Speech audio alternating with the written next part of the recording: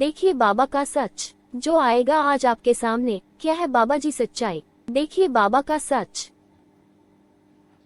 एक बार प्रेम से बोलिए बागेश्वर धाम की।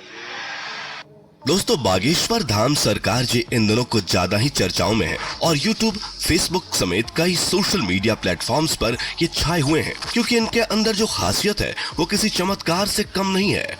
कई लोग तो इन्हें साक्षात भगवान मान रहे हैं क्योंकि ये लोगों के झूठ का पर्दाफाश करने से लेकर भूतों को भगाने तक ये सभी काम चुटकियों में कर देते हैं। और अब तो मनोज तिवारी से लेकर अमिताभ बच्चन और यहाँ तक कि मोदी जी भी इनके फैन है। कहा तो यहाँ तक जाता है कि बागेश्वर सरकार का एक अदृश्य सेनापति है जो भूतों को भगाने में इनकी मदद करता है। तो क्या है बागेश्वर सरकार की असल सच्चाई, आइए जानते हैं इस वीडियो में। दोस्तों, यूं तो हमारे देश में कई बाबा आए और कई गए, कई सारे लोगों ने उनके आश्रम में माथे टेके, यहाँ तक कि बड़े बड़े फिल्मी सितारों ने भी इनके दरबार में अपनी हाजिरी लगाई। लेकिन इस समय जो प्रसिद्धि बागेश्वर महाराज जी को मिल रही है वो आज तक किसी को नहीं मिली है। लंबे लंबे बालों वाले, माथे पर चंदन और अक्सर सर पर पगड़ी बांधे नजर आने वाले बागेश्वर धाम सरकार जी की बात ही कुछ और है। और इस चीज का सबसे बड़ा सबूत बड़े बड़े फिल्मी सितारों का इनके दरबार में आके इनके प्रवचन और गीत सुनना है। फिर चाहे मोदी सरकार के सबसे दिग्गज नेता मनोज तिवारी हो या फिर साउथ इंडियन फिल्म इंडस्ट्री के सुपरस्टार सुमन तलवार, जिन्होंने बागेश्वर धाम आकर बाबा के नाम पर ठुमके भी लगाए और हाथ जोड़कर नमस्कार भी किया। अभी हाल ही में सदी के महानायक अमिताभ बच्चन जी की एक वीडियो बहुत ज्यादा वायरल हो रही है जिसमें वो बैठकर बाबा के कीर्तन का आनंद ले रहे हैं। लेकिन दोस्तों, ये एक रात का चमत्कार नहीं है बल्कि इसके पीछे एक ऐसे बच्चे की कहानी छुपी हुई है जिसके संघर्ष के बारे में जानकर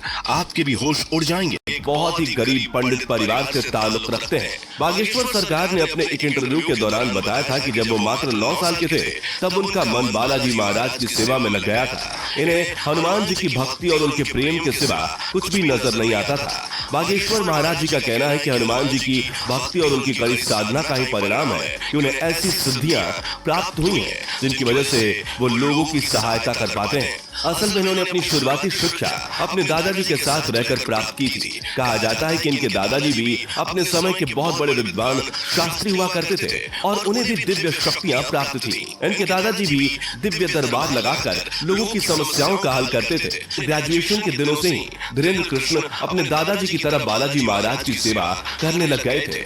इनके घर के पास बालाजी यानी कि हनुमान जी का एक प्राचीन मंदिर भी है जहां पहले इनके दादाजी दरबार लगाया करते थे। लेकिन उनकी मृत्यु के बाद दरबार कई सालों तक खाली रहने लगा।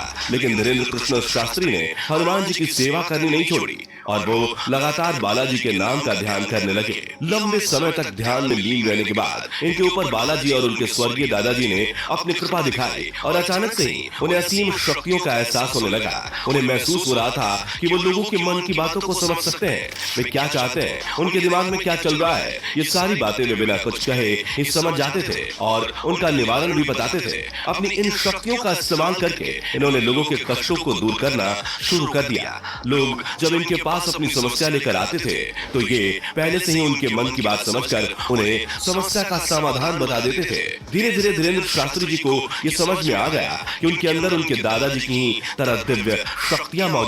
लोगों का विश्वास बागेश्वर धाम पर और भी ज्यादा बढ़ने लगा है। आप ये जानकर हैरान रह जाएंगे कि बागेश्वर धाम सरकार ने केवल भारत में ही नहीं बल्कि पूरी दुनिया में अपने दरबार लगाए हैं और लाखों की भीड़ इकट्ठा करके उनके दुखों का निवारण किया है। कुछ लोग तो इन्हें साक्षात भगवान का दर्जा देते हैं। हालांकि कुछ महिलाएं ऐसी भी हैं जो बागेश्वर धाम सरकार की खूबसूरती को देखकर उनके ऊपर अपना दिल हार बैठती हैं और उनकी बातें सुनने और उन्हें एक नजर देखने के लिए उनके धाम पहुंच जाती हैं। लेकिन अपने सख्त मिजाज के लिए मशहूर बागेश्वर महाराज जी का ध्यान इस तरह की चीजों पर बिल्कुल भी नहीं जाता। वैसे दोस्तों, हमारे देश में जहां बाबाओं और तांत्रिकों की छवि इतनी ज्यादा खराब हो गई है, जिनमें से आधे से ज्यादा तो जेल की हवा खा रहे हैं, जैसे ही जनता किसी बाबा पर अपना विश्वास दिखाती है वैसे ही उसके काले कारनामों का चिट्ठा खुलने लगता है। इस माहौल में अगर कोई 26 वर्षीय शख्स अपनी दिव्य शक्तियों से लोगों को हैरान कर दे तो दुनिया के मन में सवाल तो उठेंगे ही और इन्हीं सवालों का जवाब ढूंढने के लिए कई मीडिया कर्मी भी बाबा के दरबार में चोरी चुपके जा चुके हैं